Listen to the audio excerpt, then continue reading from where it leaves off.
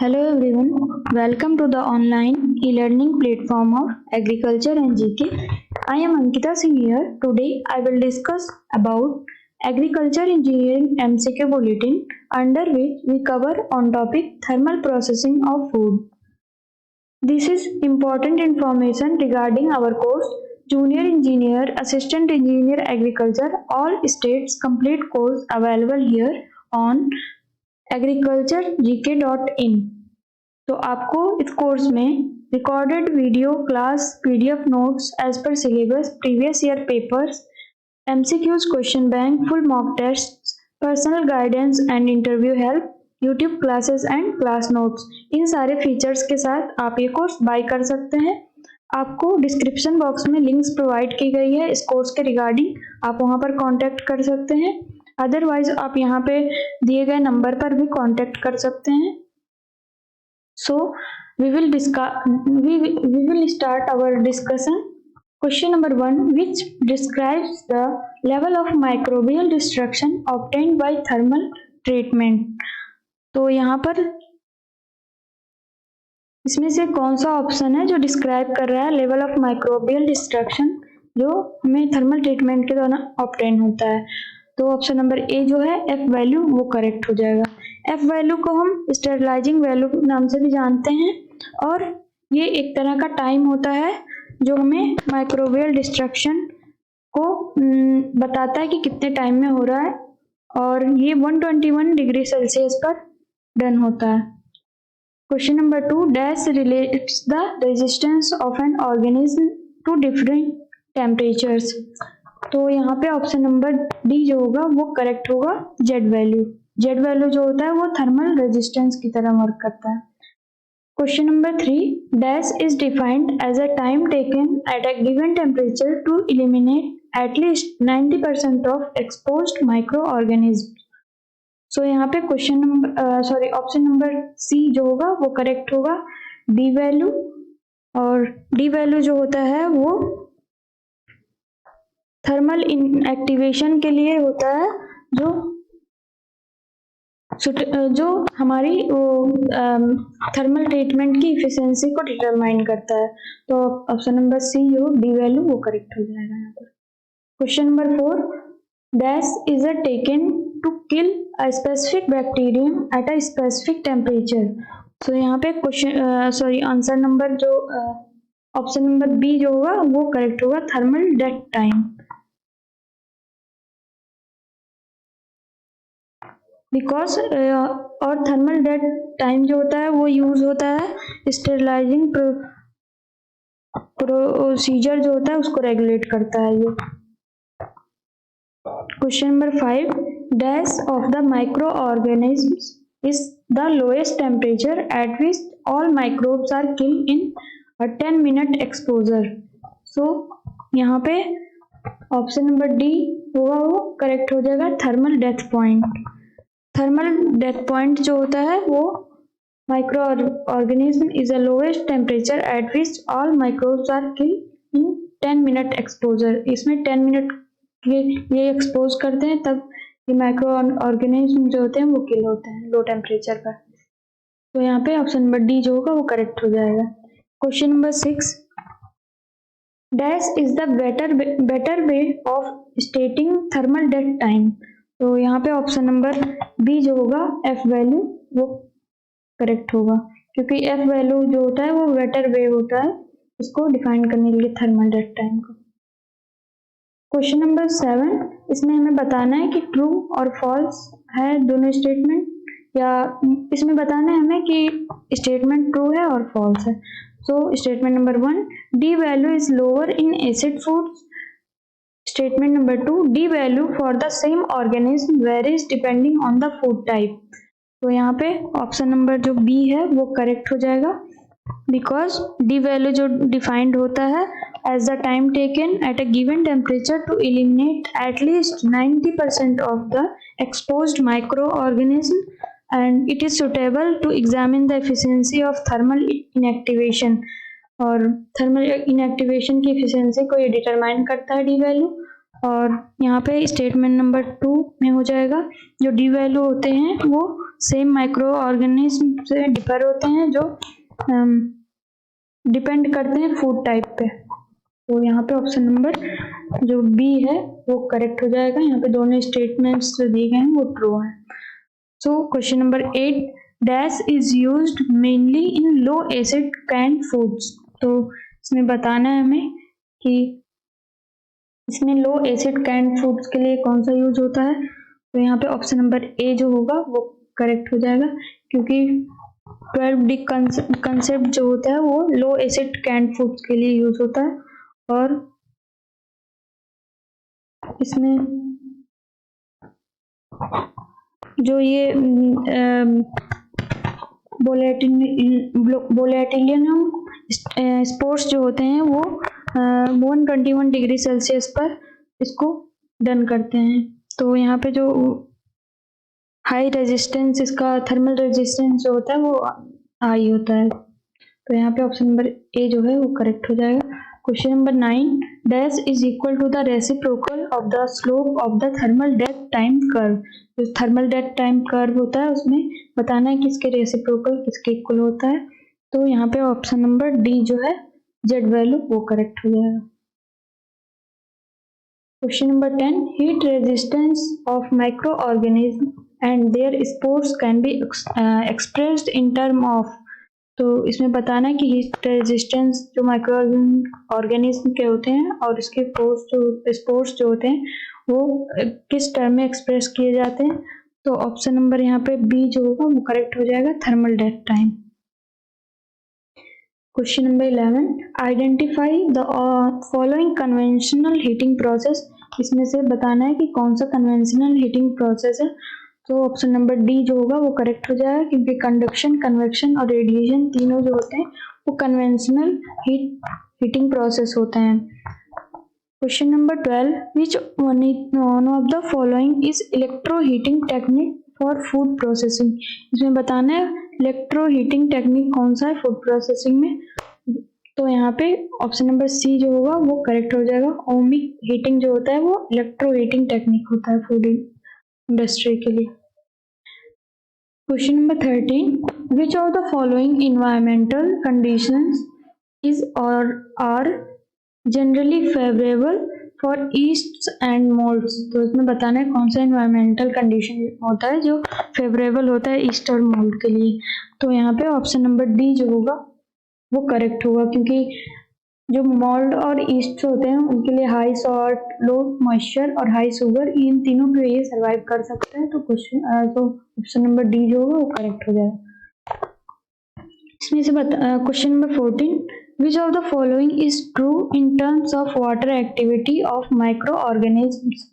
तो इसमें बताना है वाटर एक्टिविटी के अकॉर्डिंग इसमें उनका क्रम बताना है। तो यहाँ पे ऑप्शन नंबर ए जो होगा वो करेक्ट हो जाएगा, क्योंकि वाटर एक्टिविटी बैक्टीरिया फिर ईस्ट फिर मोल्ड, मतलब वाटर एक्टिविटी किसमें जल्दी होती है तो बैक्टीरिया, ईस्ट और मोल्ड्स, ये इसका क्रम होगा। ऑप्शन नंबर ए तो करेक्ट हो जाएगा यहाँ पर।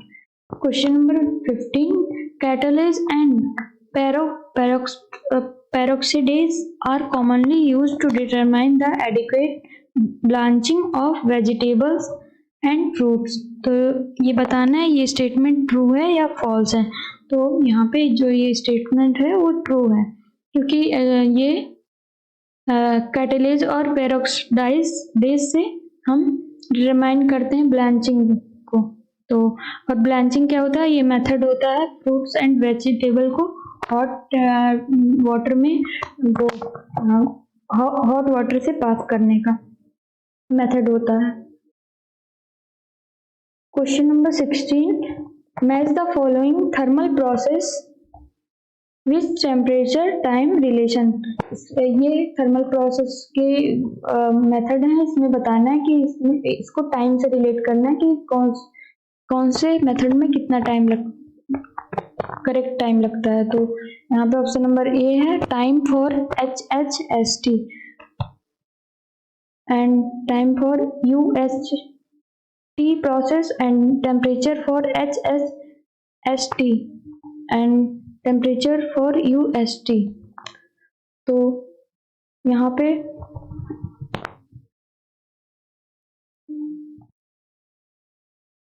यहाँ पे ये HHST जो है उसका मतलब होगा हाई हीट शॉर्ट टाइम। तो यहाँ पे ऑप्शन नंबर जो है वो सी वो करेक्ट होगा, क्योंकि जो HHST होता है वो 1 सेकेंड के लिए किया जाता है, और जो टाइम ऑफ UST वो 89 डिग्री सेल्सियस पे होता है, और HHST टेम्परेचर जो होता है वो होता है 4 to 15 सेकेंड के लिए। तो यहाँ पे ऑप्शन नंबर सी जो है वो करेक्ट हो जाएगा। Next question 17, Z value of dash in degree Celsius is the best recommendation for calculating low acid canned food sterilization processes. तो यहाँ पे बताना है जेड वैल्यू को।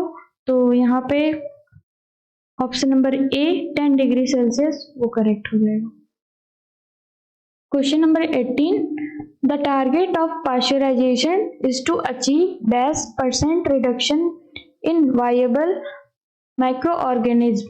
तो इसमें बताना है कि हमें हमारा टारगेट कितना क्या होता है कि माइक्रो ऑर्गेनिज्म को जो हम किल करते हैं, तो हमारा टारगेट क्या होना चाहिए।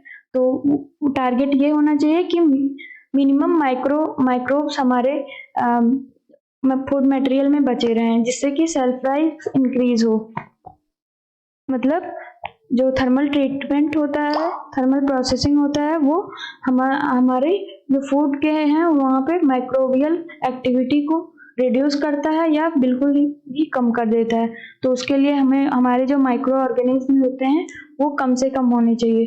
तो यहाँ पे ऑप्शन नंबर डी जो है करेक्ट होगा। अगर जो यहाँ पे 99.999% होता, 99.999 होता तो वो करेक्ट होता। तो यहाँ पे हमें कम से कम माइक्रो ऑर्गेनिज्म हमारे फूड में प्रेजेंट रहने चाहिए आफ्टर थर्मल प्रोसेसिंग। तो यहाँ पे ऑप्शन नंबर डी जो है वो करेक्ट हो जाएगा। Question number 19, most heat resistant pathogen found in milk Coxiella burnetii causes. तो जो पैथोजन हमारे मिल्क में पाए जाते हैं, ये पैथोजन का नाम है कोक्सीला बर्नेती। तो इससे क्या इफेक्ट पड़ता है, तो क्यू फीवर, इसके प्रेजेंट से मिल्क में अगर जो ये पैथोजन प्रेजेंट है तो उसे क्यू फीवर होने की संभावना रहती है। तो ऑप्शन नंबर सी जो है वो करेक्ट हो जाएगा। Question number 20, which of the following candy cleaning operations are used in vegetable peeling. तो यहाँ पे ऑप्शन नंबर जो डी होगा वो करेक्ट होगा, क्योंकि ये कैंडी क्लीनिंग ऑपरेशन जो होता है वेजिटेबल पीलिंग का, उसमें मैकेनिकल कटिंग, एब्रेशन और केमिकल ट्रीटमेंट दोनों ही इंपॉर्टेंट होते हैं। तो यहाँ पे ऑप्शन नंबर डी जो है करेक्ट हो जाएगा। Question number 21, low acid canned foods are any food other than alcoholic beverages, tomatoes and their derived products with a finished equilibrium pH dash and a water activity।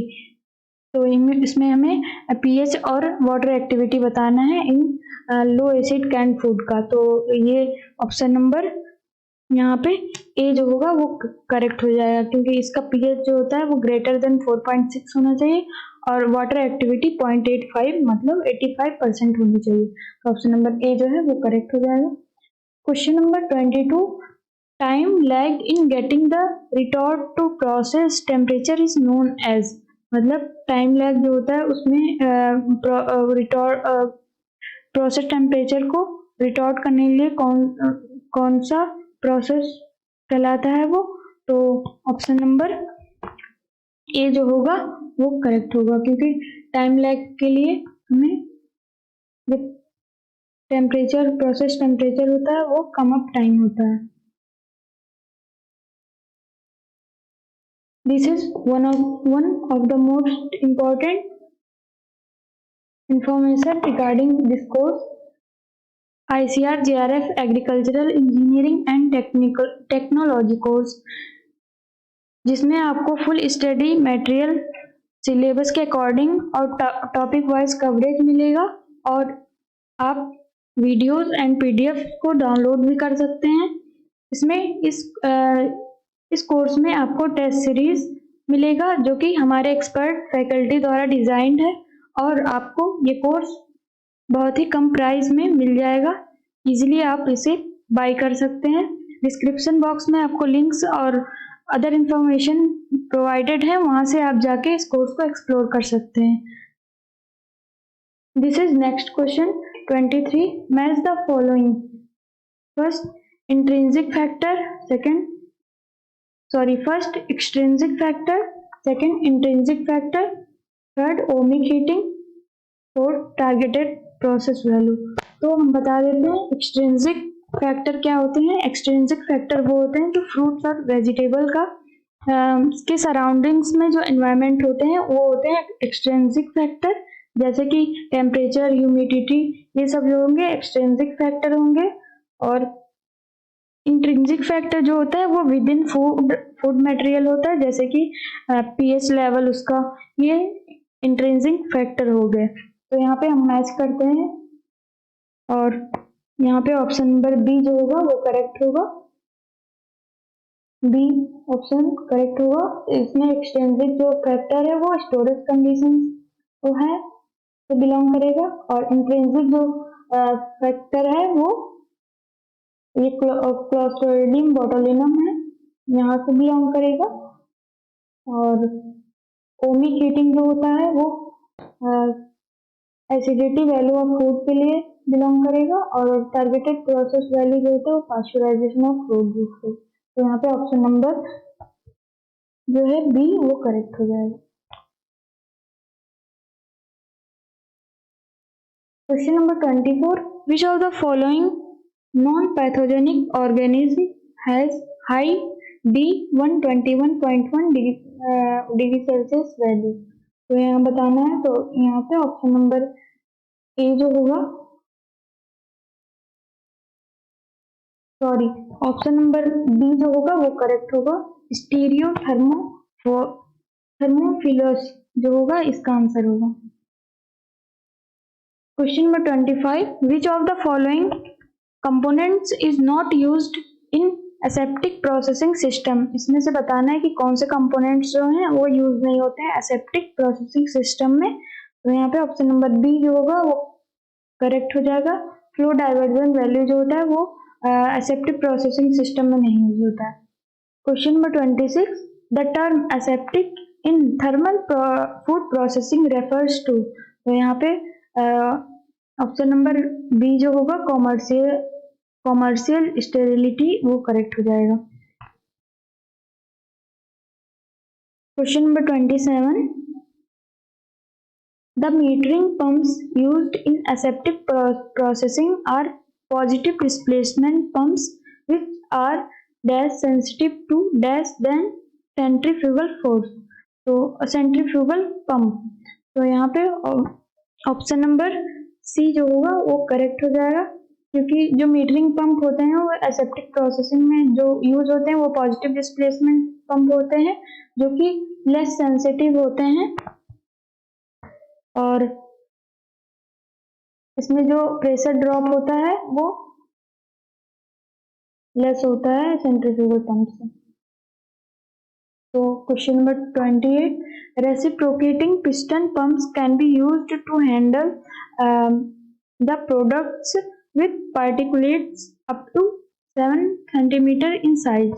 तो यहाँ पे option true और false बताना है। तो यहाँ पे जो स्टेटमेंट दिया गया है वो ट्रू होगा, क्योंकि रेसिप्रोकेटिंग पंप्स जो होते हैं पिस्टन पंप वो उसमें पार्टिकल की साइज 7 सेंटीमीटर तक अगर जो है तो वो इजीली हैंडल कर सकता है। Question number 29। सॉसेज में बेस्ट बी प्रोसेस्ड थ्रू, मतलब जो सॉसेज होते हैं उसमें कौन सा हीट एक्सचेंजर यूज होता है। तो यहाँ पे ऑप्शन नंबर सी जो होगा वो करेक्ट होगा। Scraped surface heat exchangers. Heat exchanger जो यूज होता है वो फ्लूइड को इन या आउट करने के लिए यूज होता है, और स्क्रैप्ड सरफेस हीट एक्सचेंजर्स जो होते हैं वो फूड इंडस्ट्री में वाइडली यूज होते हैं। Question number 30। Microwave heating works under the phenomenon of. तो इसमें बताना है माइक्रोवेव हीटिंग जो होती है वो किस फेनोमिनन के अंदर एक्ट करती है, मतलब वर्क करती है। तो यहाँ पे ऑप्शन नंबर सी जो होगा वो करेक्ट हो जाएगा, dielectric heating. Question number 31, according to dash the effect of pressure is evenly distributed irrespective of shape और size of the food। तो यहाँ पे option number A Pascal's law ये करेक्ट हो जाएगा, because according to Pascal's law its principle is fluid mechanism given by, ये जो Pascal's law था वो ब्लेज पास्कल द्वारा दिया गया था। इसके अकॉर्डिंग अगर जो प्रेशर चेंज किसी भी पॉइंट पे कन्फाइंड इनकम्प्रेसिबल फ्लूइड में अगर जो ट्रांसमिट होता है तो वहाँ पे जो चेंजेस होंगे सारे पॉइंट पे वो सेम जाएंगे। तो यहाँ ऑप्शन नंबर ए जो है वो करेक्ट हो जाएगा। Question number 32, if molar concentration of a solution is m k mole per metre cube, r is gas constant, joule per k mole per Kelvin, T is absolute temperature in Kelvin, and TMPD in Pascal is transmembrane pressure difference, then the osmotic pressure of ideal solution is। तो ये हमें relation बताना है यहाँ पे, pi equal to MRT, ये correct option होगा, option number B.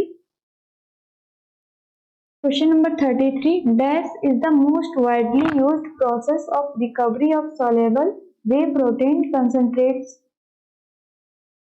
तो ये यहाँ पे जो 33 है उसका ऑप्शन करेक्ट आंसर होगा D, ultra filtration. Ultrafiltration is a variety of membrane filtration in which forces like pressure or concentration gradients lead to a separate through a semi-permeable membrane, such as plant and dairy proteins, carbohydrates and enzymes. So this is definition of ultrafiltration. Question number 34, one of the principal applications of electrolysis in food processing industry is। इसमें बताना है कि कौन सा principal application है electrodialysis का food processing industry में। तो यहाँ पे ऑप्शन नंबर बी जो होगा वो करेक्ट हो जाएगा, D acidification and acidification of liquid, इसके लिए इलेक्ट्रोडायलिसिस का यूज करते हैं। Which one of the following dryers can be used when the food is dried in its falling rate period? तो इसमें बताना है कि कौन सा ड्रायर यूज होता है किसी भी ड्राइड फूड मटेरियल के लिए और फॉलिंग रेट पीरियड के अंदर में जब रहे, तो इसमें कौन सा ड्रायर यूज करते हैं। तो यहाँ पे ऑप्शन नंबर ए जो होगा अगेन ड्रायर वो करेक्ट हो जाएगा। Question number 36, which one of the following dryers are used to disperse atomize the liquid food as a fine droplet in the presence of very hot air। यहाँ पे option number सी जो होगा spray dryer वो correct हो जाएगा। Spray dryer जो होता है वो मिल्क से पाउडर बनाने की प्रक्रिया में भी यूज होता है, तो स्प्रे ड्रायर इंपॉर्टेंट होता है मिल्क इंडस्ट्री के लिए भी। Question number 37, identify the type of airflow in a dryer at which risk of spoilage of food is the limitation due to warm moist air is in contact with wet food। तो इसमें बताना है कौन सा flow होगा वो। तो यहाँ पे option number B counter current flow ये करेक्ट हो जाएगा। Question number 38, typical order of magnitude values in watt per meter square per Kelvin of overall heat transfer coefficients for gas heat exchanger is। मतलब gas heat exchanger के लिए जिसमें हम gas को पास करते हैं और मतलब इनपुट और आउटपुट गैस ही होता है, तो वहाँ पे हमें बताना है कि magnitude value heat overall heat transfer की कोफिशिएंट की वैल्यू कितनी होगी। ऑप्शन नंबर ए 5 to 50 ये करेक्ट होगा, ऑप्शन नंबर ए 5 to 50 होगी value. Question number 39, In extrusion operation, dash is the ratio of cross-sectional area of the flow channel at the feed end to that at the exit end. तो यहाँ पे option number ए जो होगा वो correct हो जाएगा। Compression ratio को हम C/R रेशियो भी कहते हैं। Question number 40, extrusion cooking can be used for. Extrusion cooking जो होता है वो किसके लिए यूज कर सकते हैं? तो यहाँ पे ऑप्शन नंबर डी जो होगा वो करेक्ट होगा, क्योंकि जो एक्सट्रूजन कुकिंग होता है वो हम पफिंग, मेल्टिंग और स्टरलाइजेशन तीनों के लिए यूज कर सकते हैं। तो यहाँ option number D all of the above correct हो जाएगा। Question number 41. The traditional process of improving the nutritional quality of maize by rendering its vitamin B3 nutritionally available is called as। तो इसमें बताना है ऑप्शन नंबर जो सी होगा वो correct हो जाएगा। निक्स्टामेलाइजेशन जो होगा वो यहाँ पे करेक्ट ऑप्शन हो जाएगा, option number C. Question number 42. The effect of extrusion cooking on starch is called। तो यहाँ पे स्टार्च का जो एक्सट्रूजन कुकिंग होता है उसे क्या कहते हैं, उस इफेक्ट को? तो यहाँ पे ऑप्शन नंबर डी जो होगा वो करेक्ट हो जाएगा। Question number 43. Conching is one of the most important steps in the manufacturing of. मतलब कॉन्चिंग जो एक स्टेप होता है फूड मेकिंग का, तो इसमें बताना है वो किससे बिलोंग करता है। तो यहाँ पे option number D chocolate correct होगा। कॉन्चिंग जो होता है वो चॉकलेट में यूज होता है प्रोसेस। ये कॉन्चिंग जो है वो मॉडर्न प्रोसेस है चॉकलेट मेकिंग का, और इससे इस प्रोसेस के बाद हमें टेस्ट, स्मेल और टेक्सचर जो होगा वो सही प्राप्त होता है। Question number 44. Which one of the following packaging films shows higher oxygen transmission rate at 23 degree Celsius by 85% of relative humidity? तो यहाँ पे ऑप्शन नंबर ए जो होगा पॉलीस्टाइरीन वो करेक्ट हो जाएगा। Question number 45. Food safety and standards authority of India FSSAI functions under. मतलब FSSAI जो है वो किसके अंडर में वर्क करता है? तो यहाँ पे ऑप्शन नंबर ए जो होगा वो करेक्ट हो जाएगा, ministry of health and family welfare. ये इंपॉर्टेंट क्वेश्चन है, ये अक्सर एग्जाम्स में पूछे जाते हैं। Question number 46. Food and drug administration FDA agency is responsible for. तो FDA जो होती है वो किसके लिए रिस्पॉन्सिबल है इसमें से? तो ऑप्शन नंबर बी करेक्ट होगा, seafood. Question number 47. Which one of the following organisations is not related to the food sanitation. इसमें से कौन सा ऑर्गेनाइजेशन है जो फूड सैनिटेशन के लिए रिस्पॉन्सिबल नहीं है? तो यहाँ पे ऑप्शन नंबर ए जो होगा वो करेक्ट होगा, American society of mechanical engineers. ये मैकेनिकल इंजीनियर्स के लिए होता है, ये फूड सैनिटेशन के लिए फूड सैनिटेशन को रेगुलेट नहीं करता ये ऑर्गेनाइजेशन। बाकी तीनों ऑर्गेनाइजेशंस जो हैं वो वर्क करते हैं फूड सैनिटेशन या फूड से रिलेटेड प्रॉब्लम्स में। Question number 48. Codex Alimentarius is an dash commission for food labelling. मतलब इसमें बताना है कि कॉडेक्स एलिमेंटेरियस जो है वो किसके लिए यूज होता है, किसके लिए वर्क करते हैं? तो वो होगा option number D international level पे। तो यहाँ ऑप्शन नंबर डी जो है वो करेक्ट हो जाएगा, international. Question number 49. The FDA authorised health claims 21 CFR 101.14 is used as standards for। तो इसमें ऑप्शन नंबर बी जो होगा वो करेक्ट होगा, general regulations. Question number 50. The FDA regulations 21 CFR 102.30 is used for।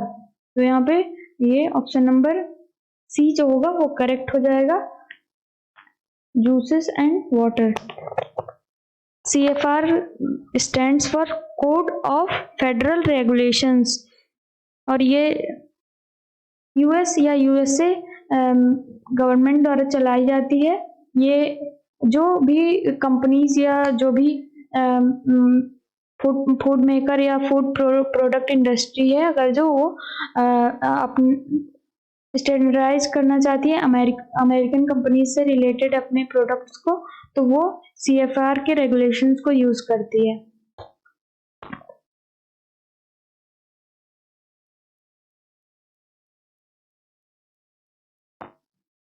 This is answer की and explanation. यहाँ पे हम बेटर वे में क्वेश्चंस के एक्सप्लेनेशन और उसके ऑप्शंस सहित दिए हुए हैं, इसको आप देख सकते हैं इजीली।